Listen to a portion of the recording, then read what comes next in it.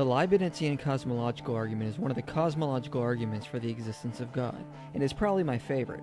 The reason is because it gets to the heart of what the theist is arguing for, the existence of a necessary being.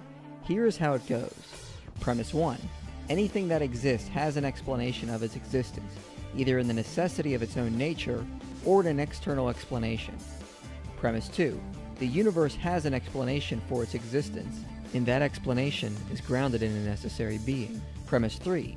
The universe exists. Premise 4. Therefore, the universe has an explanation of its existence. Premise 5. Therefore, the explanation of the existence of the universe is grounded in a necessary being. And the conclusion is God exists. Now, looking at this argument, we need to defend these premises for the argument to work. Starting with premise 1, we see it relies on the same reasoning behind Leibniz's principle of sufficient reason, or a restrictor version. If we start by denying that everything that exists has an explanation, then it would undermine the very notion of science, since things could just pop into existence without a reason, and would not need an explanation of how they arrived. We also accept there is sufficient reason for the logical conclusions we form. It would seem ad hoc to deny the PSR, but accept it to attack the PSR. The conclusions we do come to are backed by reason. As Alexander Pruss says, once we admit that some contingent state of affairs have no explanations, a completely new skeptical scenario becomes possible. There is no demon deceiving you, but your perceptual states are occurring for no reason at all. Thus, we cannot even say that violations of the PSR are improbable if the PSR is false. Although Hume was skeptical of causality, he did acknowledge, if I ask why you believe any particular matter of fact which you relate, you must tell me some reason, and this reason will be some other fact connected with it. But as you cannot proceed after this manner in infinitum, you must at least terminate in some fact which is present to your memory or senses, or must allow that your belief is entirely without foundation. So I hardly see premise 1 as being controversial. Premise 2 is where the majority of the objections will lie. The first being is, why can't the universe be necessary in itself and have its own explanation? Many atheists like Hume argued the universe does in fact exist necessarily, and is the foundation we reason everything else from. However, given the scientific evidence and the philosophical reasoning, we can see that this is most definitely not the case. For the universe to be necessary, it must be eternal, meaning it cannot fail to exist, and it must be changeless, meaning it must be as is in all possible worlds. There would be no other way space-time could have been, which means hard determinism would follow. Now right off the bat, our intuitions tell us otherwise. There seems to be nothing illogical about the possibility that parts of the universe could be different. But going beyond the mere intuitive possibility, given the Heisenberg uncertainty principle, we can see that different measurements on particles could have been performed by an observer, resulting in different outcomes. This has recently been confirmed by experiments by Anton Zeilinger. In 2011, he and his team confirmed the Cauchy-Spector theorem, which shows that the obtained outcome depends upon the context of the time, and cannot be predicted prior. The abstract of the 2011 experiment says, quantum theory demands that, in contrast to classical physics, not all properties can be simultaneously well defined. The Heisenberg uncertainty principle is a manifestation of this fact. So the burden is really on those who argue for hard determinism to show that specific measurements performed by observers were preordained, since the evidence in quantum mechanics suggests otherwise. The other issue to get around is the scientific research which has demonstrated the universe is not eternal and need not exist at all. Both Friedman and Lemaitre, working with Einstein's theory of general relativity, predicted the universe is expanding, and this was empirically confirmed by Edwin Hubble in 1929. This led to the conclusion that an expanding universe must have sprang into existence at some point in the past. Finally, in 1965, two astronomers found the evidence which confirmed this event, which showed the universe sprang into existence from a Big Bang. They discovered the cosmic microwave background radiation, which was predicted by physicists to be the thermal radiation left over from the Big Bang. This evidence confirmed the existence of a finite universe.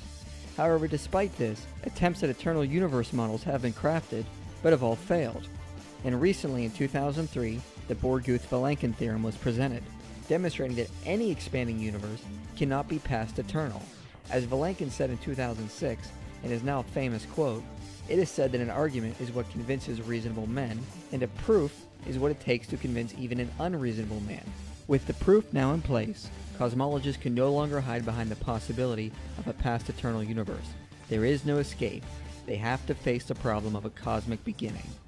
Now, some argue we can avoid the theorem by postulating the universe was contracting prior to expansion, but this is just unreasonable and violates science. If the universe was contracting, it could not have re-expanded.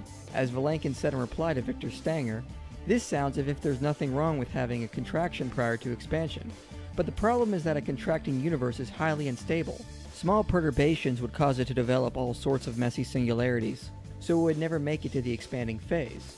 So you cannot get around the Borguth-Vilenkin theorem without violating science. There is no escape.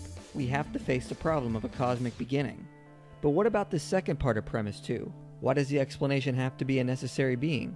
Why can't it be a multiverse? Well, the Borguth-Vilenkin theorem even applies to the multiverse and higher levels of brain cosmology.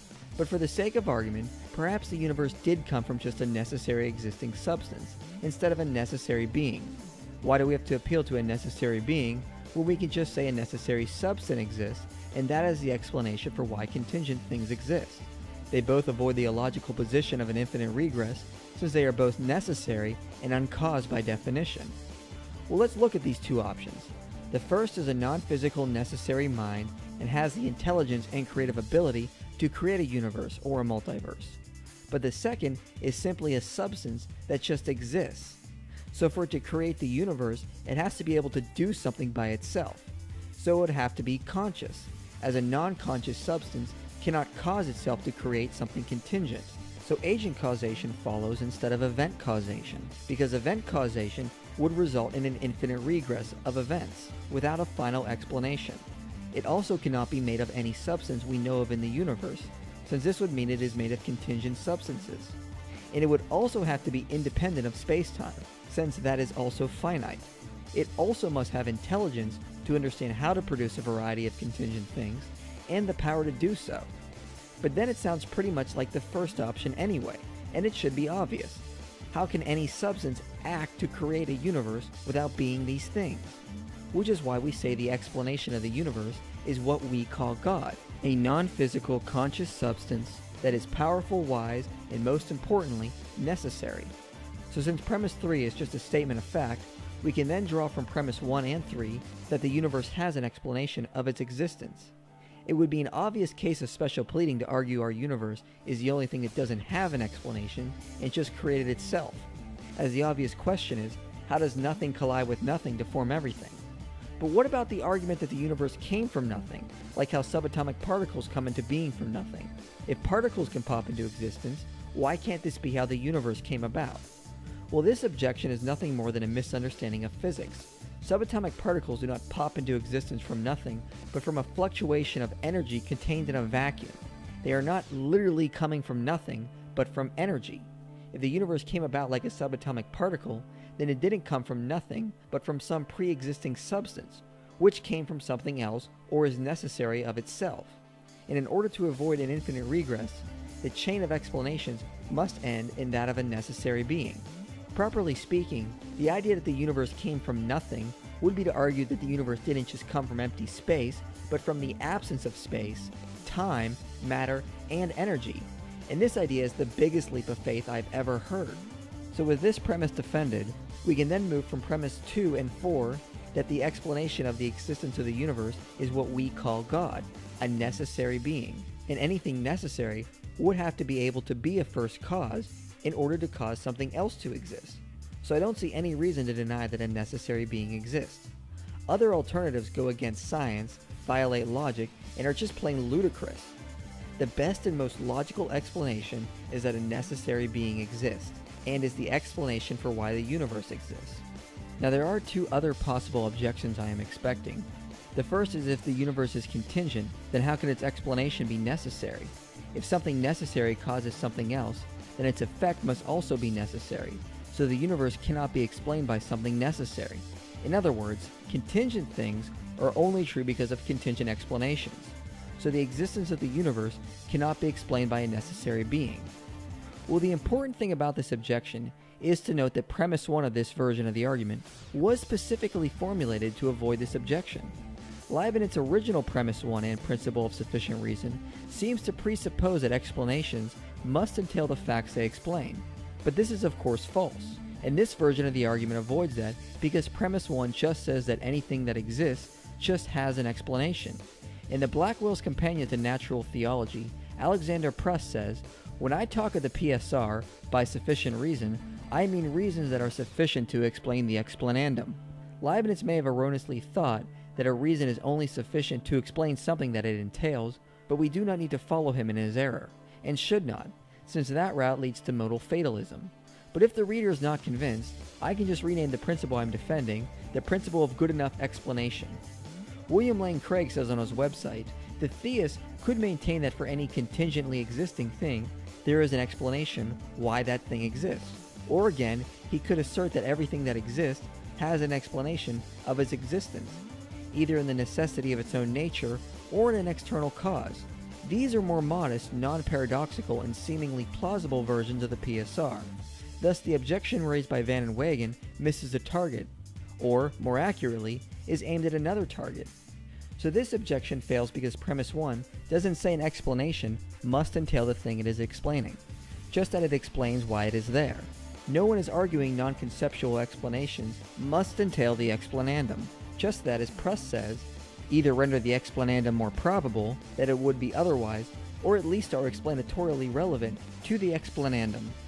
What about the argument that we can explain the universe entirely in terms of contingent principles?